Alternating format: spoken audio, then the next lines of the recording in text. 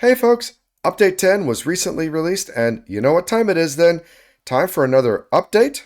Roundup. Update 10 is one of the smaller updates that we've had in a while. I mean, compared to Update 9, anything would be smaller practically. But overall, it's pretty small, and I think this is a really good thing for the game. I think it's not good for the game to be making these huge changes at this point in the process. They should be smaller changes, like what we've got right now. And so, like times past, we'll start off with the brand new blocks, starting with this one, the jewel cutting station. Now, as the name implies, this gives us the ability to take the jewels that we have been collecting in the vaults and cut them up. More specifically, cut them down to a smaller size. And this jewel right here is a pretty good example of why they made the jewel cutting station. So looking at this, we have a wooden affinity and an item rarity. And while this is not a particularly good combination, the size of 70 makes it pretty well unusable. Unless it's one of the first jewels that you've ever gotten, at least anyway. Pay a little bit of bronze and silver scrap and have a chance to reduce it by anywhere up to 10 size. And that chance is a 50% chance of failure. But honestly, if this is going to get scrapped anyway, there's really not much point in not trying to cut it down. So we do that, and now, well, we lost one of the things. Now it's just an item rarity. And if we do it again, oh, well, we lost it, but we did get some stuff as if we had scrapped it anyway. Yes, it cost us some silver scrap and some bronze to get this, but there was a chance that we could have cut it down into a nice size. Now, for a jewel like that, it's a lot less motivating to try to do it, but if you have one of those perfect jewels with a whole bunch of modifiers on it that's just a little too big, the gamble may very well be worth it. And as for the recipe, it's not that bad. Couple of extraordinary Larimars and some chromatic steel. It seems like there's a surplus of Larimar, at least for me in the game anymore, so that's not really an issue. The chromatic steel should be pretty easy to get. So I would say this is something you should be able to get, between level 10 and 20, and that's probably about the time when you start wanting to use it. The other new block that we have is the Jewel Applicator, and boy, this is a real quality of life improvement block. So we start off with the vault tool right here, and we can add a few jewels here, and it will show you what you're going to get. In this case, the vaulthunters cutter, because we're adding Xing. It'll show you the remaining capacity and level if that changes. And remember, the level can change if you're putting a jewel on that is a higher level than you are currently. But the big thing here is the capacity remaining. So we can see that if I want to put this coin affinity in, well, now I only have 11 capacity remaining. And again, it will show you exactly what you're going to get out of here when you're done. Click the button here to apply all the jewels, and now we have the vaulthunters cutter done, which makes the process of crafting a new vault tool a whole lot easier. No more complicated math or spreadsheets to try to figure out what are the best set of jewels to put on there and whether they'll fit. You can just put them in here and pick and choose until you get the right combination. It doesn't really help you to get the right combination, because if you do something silly like put two jewels that both add the same modifier on, such as coin affinity, it doesn't do anything to tell you that that's a bad idea. But nevertheless, this is a huge quality of life improvement. And this one is really simple to make. It's going to take a gemstone, which can be kind of rare to find in the vaults. And it's going to take a whole bunch of these driftwood planks, which you get by putting driftwood together. And honestly, I don't remember driftwood planks as being part of the game, but maybe it was. But otherwise, this is a pretty simple recipe. And there's a couple other changes that go hand in hand with jewel cutting too. First of all, on the Vault Recycler, when you do recycle one of your gems, you are very, very unlikely to get a gemstone. Previously, you were fairly likely to get a gemstone, but now you're very unlikely. It's about a 5% chance. On the other hand, when you use your jewel cutting station and the jewel breaks, you are very likely to get a gemstone. But again, this costs you some bronze and silver scrap. The other change that goes hand in hand with this is a brand new expertise. Well, two actually, but we're going to talk about the jeweler first.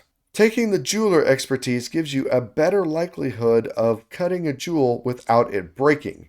The base chance is 50%, so going one level in jeweler gives you a 58% chance of success.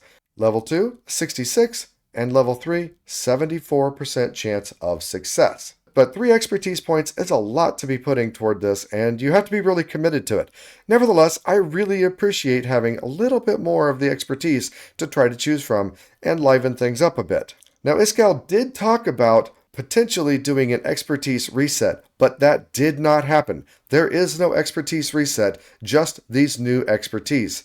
So, if this is something that you really feel like is incorrect and wrong, I would talk to your system administrator about doing an expertise reset for you, if not the entire server. I guess that's up to you and your playstyle. There is a command to do it. And that's down here, the Vault Reset Expertises. And once you reset the expertise, it looks like you have to add them back in. Now, personally, I have tons and tons of jewels. I probably won't be putting any expertise points in this, but I know there have got to be some people out there that love their jewels and love making new vault tools, and this is probably a great thing for you to get your points invested into. But since we are on the topic of expertise, let's talk about that other new expertise. Unfortunately, adding 2 new expertise leaves this gap here, which my OCD finds really annoying. Maybe they'll add another one and we can get back to a nice square in the next update. But anyway, the other new expertise is Marketer, and this will change the restock time of the black market all the way down to 30 minutes. Without any expertise, the black market resets every 2 hours.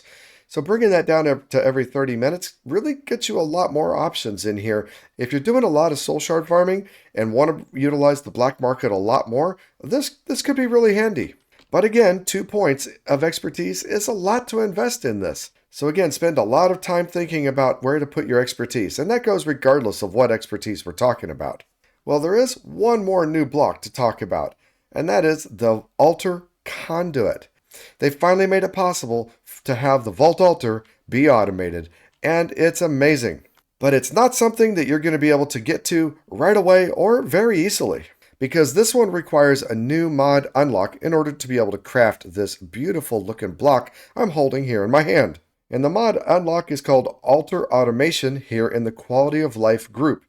It requires that you either have refined storage or applied energistics.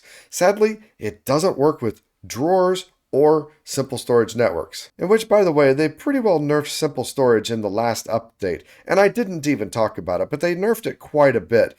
I think in order to fix the laggy problem that people were always reporting, but anyway, this guy doesn't work with simple storage networks, and that's what's important. But once you are able to get one of them, then you can unlock the Vaulter Automation for 32 points. Wow, that is expensive. If you beelined it, you might be able to do it by like level 30 or 40, but this is probably more like level 50 or 60 before you'll be able to unlock this thing. As far as crafting the altar conduit, that takes an echo pog, so yeah, further cementing that this is going to be a mid-game item that you're going to want to make. Otherwise, it's fairly simple without too big of a deal, but the Echo Pog is the big cost here. Once you are able to craft the altar conduit, the next thing you need to do is associate it with one of the storage systems that it supports. Again, that is refined storage or applied energistic. I have both of them set up here. To do that, you just right-click on the controller module of that system. So there we go for that one, and there we go for that one. And you get a nice message in the text chat too. Once it's been associated, then you can put it on top of your altar. And ooh boy, that is looking pretty snazzy. Honestly, it looks like a bunch of fingers with gold rings kind of reaching up around it. But regardless, now that it's set up, you can put your crystal in there and it will automatically start feeding the resources in. Well, that is if I had them in my system here. So let me do that real quick. So adding a stack of dirt in here now should start filling this dirt requirement. And yep, look at that. We see them flowing on over. It's fairly slow. But it's automated, and that's what's important. Now, you can actually speed it up. If you right-click on the altar conduit itself, you've got 2 controls. You have this blacklisted items list, which will stop it from putting something into the altar that maybe you don't want. Like, I don't know, maybe the last piece of bamboo, or maybe the last flower, so that you can go bone meal some more up. But the other part is this vertical set over here, and these are for upgrades. And as a complete aside, if you want to search for it in the JEI, the module name is Vault Integrations. Even though what you unlock is called Altar Automation, when you search for it in the JEI, it's called Vault Integrations. But anyway, there are 3 different enhancements that you can put onto the Vault Altar. You have speed enhancements, which affects the speed at which the items move over. quantity enhancements, which allows you to move multiple items at once, and teleport enhancements, which will eliminate the delay in travel time between the controller and the altar completely. Visually, it'll make all that stuff go away, and you won't even see it. It'll just teleport over instantly. But let's start off by putting a couple speed enhancements and then a couple quantity enhancements and see how fast that makes it go. We'll do bamboo next. There we go. Wow, two different stacks. That's all that was necessary. That was quite fast indeed. Now these are pretty low level altar recipes for sure. At higher levels, when you're getting into 400 and 500 items, it'll still take a little bit of time even with those speed improvements, but it will definitely make a huge speed improvement overall in how fast this altar gets filled out. Now, of course, once the altar is all completed, you still need to press the button or pressure plate or whatever to give it a redstone signal in order to pop off the crystal. It doesn't do that for you automatically. Nor do I really think that there's a way to put a new crystal on. Maybe there is, but I didn't take the time to figure it out. But still, altar automation is one thing that has been sorely missing, and I am very, very glad that they brought it back here in Update 10. Now these three things are the really big things that have happened in Update 10, and compared to Update 9, they're not that big, but they're also really good quality of life improvements. Now unfortunately with Update 10, they promised to revamp Eternals, which is sorely needed, but they said that that was really too big of a change and they weren't quite ready to bring it to us yet, so that will continue to wait. But in addition to these big changes, there were a number of small changes as well. When it comes to the upper level tools in the tool station that you can make, the capacity on these things has been greatly increased. I think the top tier went from 400 to 600 capacity, which is just huge. Additionally, many of the mana cost, damage values, etc. have been revamped for Smite, Archon, and Thunderstorm to make them more sustainable. In his stream, Iskall showed a Thunderstorm build that was more or less sustainable and really quite effective. The vaults themselves haven't changed all that much, but treasure rooms in particular have been buffed. And one of the things that you can now only get in treasure rooms is a catalyst with a bonus type modifier like we have here with this bonus ornate. If you recall, in Update 8, they changed the living modifier to be a bonus living modifier, and the bonus modifiers were only available in random vaults, meaning you could not get a catalyst with one of these bonus type modifiers on it. But now they brought them back as catalysts that can only be found inside treasure chests. And it looks like overall, the loot has been buffed. Another minor change that has a big quality of life improvement deals with scavenger hunt items. Now when you bring a scavenger hunt item out of the vault, it's prefixed with this word rotten, and it'll stack with any other scavenger hunt items from other vaults, making things a lot easier to store and stack. While you're in the vault, they don't have the rotten prefix and they're good for turning in, but when you exit the vault, they gain the rotten prefix. So, like I said, a big quality of life improvement because previously you couldn't tell whether a scavenger hunt item was from the current vault or not if you happen to have some left over in your pack, for instance. And of course they fixed a whole bunch of bugs as well. One of them that I found particularly annoying deals with these vials. If you died in the vault, these vials would get deleted, but that bug has been fixed, and I'm really grateful for it because, sadly, I've been dying a lot in the vaults recently, and there are a whole bunch of bugs and stuff that are fixed as well. Many of those are really concise and pretty esoteric situations that most people won't encounter, so I don't feel the need to go over them, but you can go look at the patch notes yourself.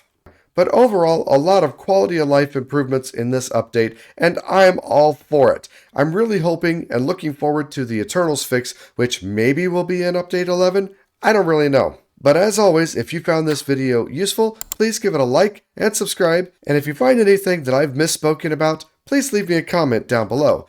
You know, I don't mind corrections. Not at all. I like to be as accurate as I possibly can be. But in the meantime, remember, be excellent to each other. I'm out.